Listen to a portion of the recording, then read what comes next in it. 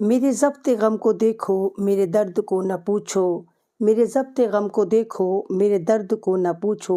मेरा हर सकूत गोया मेरे दर्द की ज़ुबां है। अस्सलाम वालेकुम, मैं आपके सामने दिल्ली से एक बार फिर ऐमन रिजवी।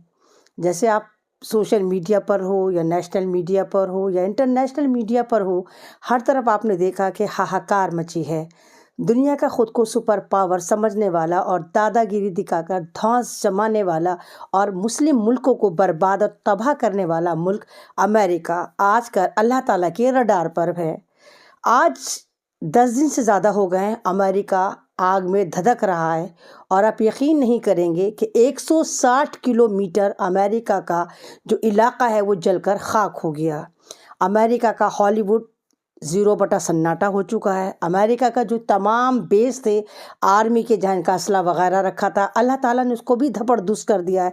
और अमेरिका का गोल्डन हब माने जाने वाला, यानी कि जहाँ पर आप ये कहिए कि अमेरिका का एक तरह का टकसाल, जहाँ पर तमाम तरह के काम होते थे और जहाँ से एक तरह का अमेरिका की जो इकनॉमी होती थी तय होती थी, कैलिफोर्निया भी जद में आ चुका है। बिल्कुल अमेरिका जो है इस वक्त बर्बादी की कगार पर खड़ा है। और कमाल की बात ये भी है कि उस आग पर अभी तक उस आग पर जो है अमेरिका काबू नहीं पा पाया है, क्योंकि अमेरिका ने सिर्फ दुनिया में आग लगाना सीखा, असला दिए। उसने कभी इस काम पर रिसर्च ही नहीं करी कि आया वो आग कैसे बुझाए। इस वक्त अमेरिका में लगभग 13,000 से ज़्यादा बिल्डिंगें, बहुमंजिला इमारतें, मकान सब जलकर भुट्टे बुन चुके हैं। और अमेरिका का 13 लाख करोड़ से ज़्यादा जो है वो मिल्कियत का यानी माशी नुकसान हो चुका है। तमाम दुनिया देख रही है कि यही वो अमेरिका है जो इज़राइल का नाजायज़ बाप है और किसी भी मुल्क को परवान चढ़ाने के लिए, किसी भी नाजायज़ बच्चे को पालने के लिए आपको सबसे ज़्यादा पैसे की ज़रूरत पड़ती है।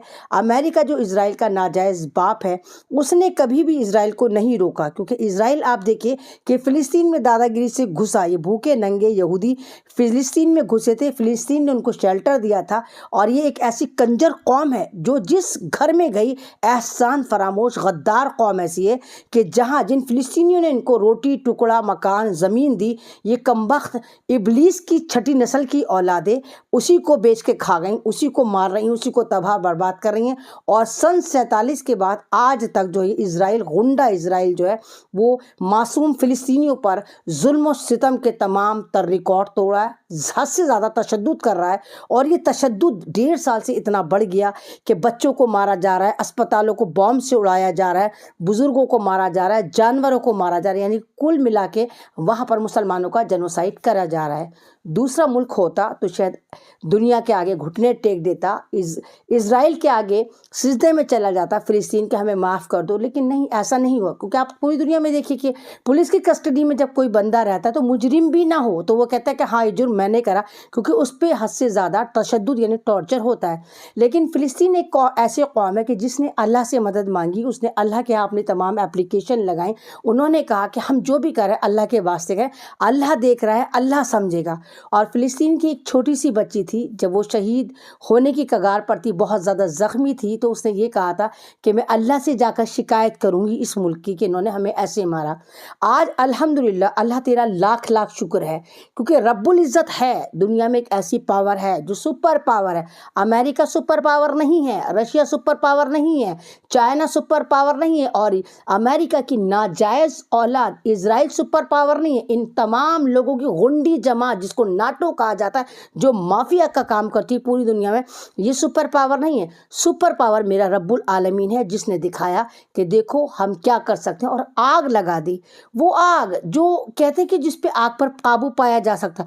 अमेरिका की तमाम तर हथकंडे धपड़धूस हो रहे हैं, वो आग अभी तक बुझाई नहीं जा सकी।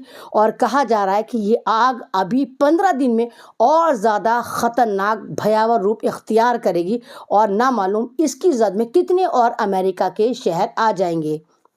आपको याद है अमेरिका में ट्रम्प जीते हैं, और ट्रम्प ने कहा था कि मैं जीत जाऊं तो फिर देखना कि मैं किस तरह इज़राइल को کے سپورٹ میں آ کے فلسطین کو جہنم بنا دوں گا۔ اور اللہ تعالیٰ نے کہا تو جہنم بنائے گا باولے بے وقت کی پیدائش، تو جہنم بنائے گا۔